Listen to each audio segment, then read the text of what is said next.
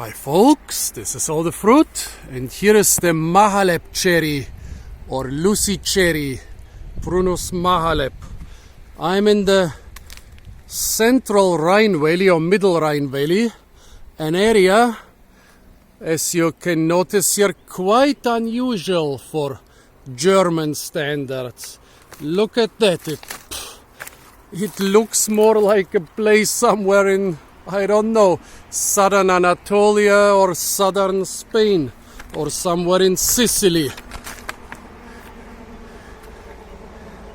Look at that, folks. Cliffs, screes, a vegetation of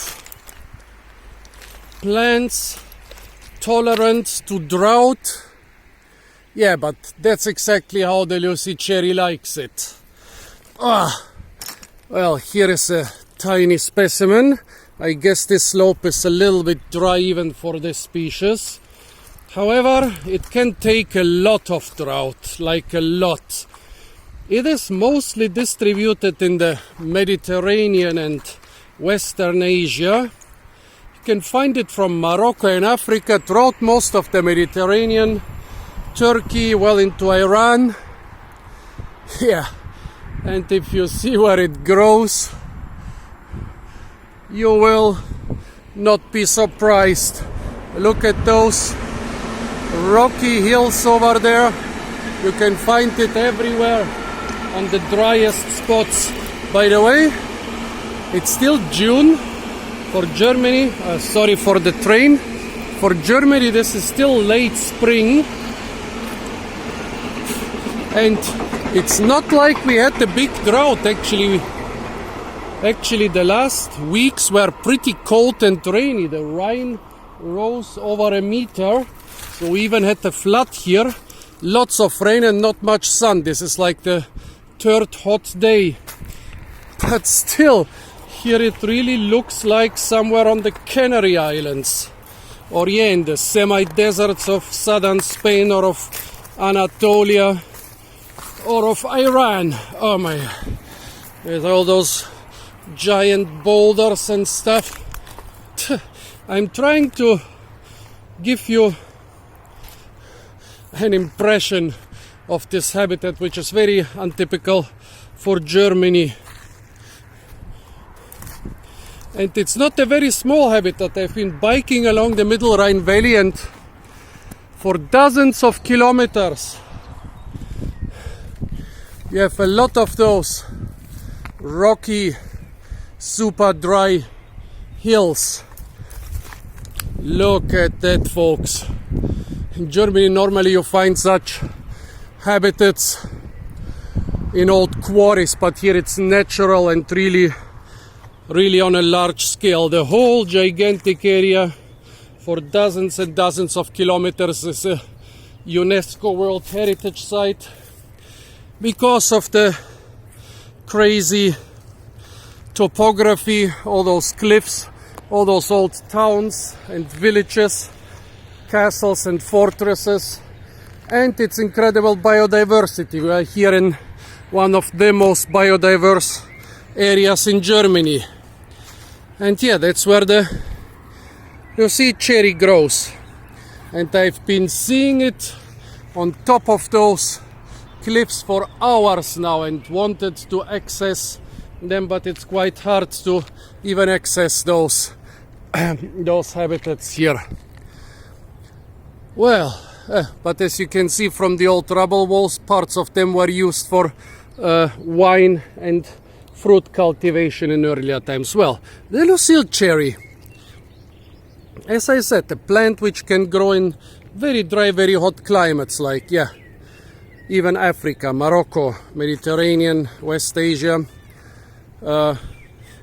all the way to Iran. Those are all areas which are not considered very moist. And it has a lot of uses, including culinary uses. Well, nowadays it's also used a lot as an ornamental. Its main use in Germany is actually as a rootstock for normal cherries, for Prunus avium. And originally it was distributed only in, areas which such habitats in Germany, like the Middle Rhine and the Nahe Valley, the Kaiserstuhl, the Altmühltal, all those are very dry areas. Nowadays it's quite widespread in Germany. It's escaping, or basically it's surviving. The rootstock is surviving when the cherries are dying, or even surviving when the cherries are not dying, and then the birds are eating it. The birds are distributing it to railroad and construction sites, and so it has spread a lot in Germany. It's not as rare as it used to be naturally. Well, the culinary uses of this fruit, I mean, that's what interests us. Let's see, it's a true cherry. White man tends to call everything that's small and red, every fruit that's small and red, a cherry, but this is a true cherry, Prunus. Such a close relative of our sweet cherries and also sour cherries that you can use it as rootstock for them. Well, the fruit are quite small, as you can see.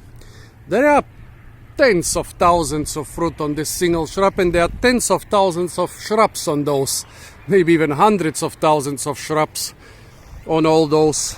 Well, more. Should be millions of shrubs for dozens of miles along those slopes. But still, the fruit are quite small and they are very hard to get. Let's see what they are taste-wise.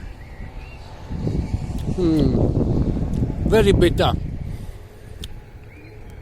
Much more so than most wild Prunus avium. Very bitter and with additional sourish, astringent, I cannot describe it, taste which makes them less pleasant than bitter wild Prunus avium. So you can basically eat the fruit. I've made a liquor from them. You can make marmalade, jam, jellies, everything, but the part people are usually after is the seed. Here you see the pits or stones, and now I'll try to crack a few.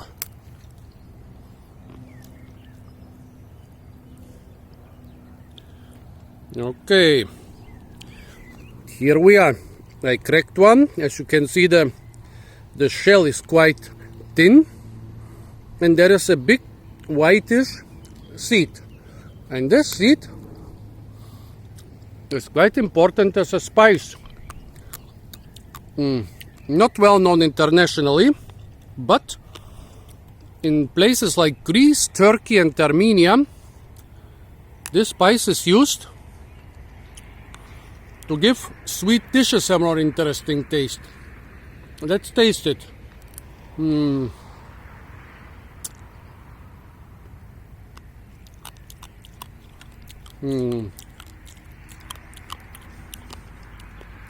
Well, tastes like a bitter cherry seed. For me, it doesn't make a big difference if you will take this seed or the seed of a domestic cherry, of a domestic Prunus avium. I cannot taste a big difference. Yeah, those cherry seeds, they taste like bitter almonds, and they can be used as bitter almonds. So why didn't those people use bitter almonds or plum seeds or normal cherry seeds? Oh, they use specifically the seeds of the seed cherry. The seeds seem to be actually less bitter than the flesh. There seems to be this rule of thumb with rosaceae fruit, like cherry fruit, like Prunus fruit and so on. If the fruit or the seed are not too bitter, you can eat them. The fruit is very bitter. I would still consider it edible in smallish amounts. I wouldn't advise you to eat like a kilogram of it, but a handful should be okay. Although it's still not known exactly what gives the bitter taste in the fruit and in the seed in this species. We also know that fruit and leaves contain coumarin. Yeah, I think I can even taste coumarin in the taste bouquet. I don't know, for me personally, the fruit itself would be more interesting as a spice than the seeds. But literature says that the seeds are the part which is being valued. Yeah, I think I start liking the taste of the fruit. Not as much as wild cherries. Today I already ate fruit from several wild. Let's wait for the train.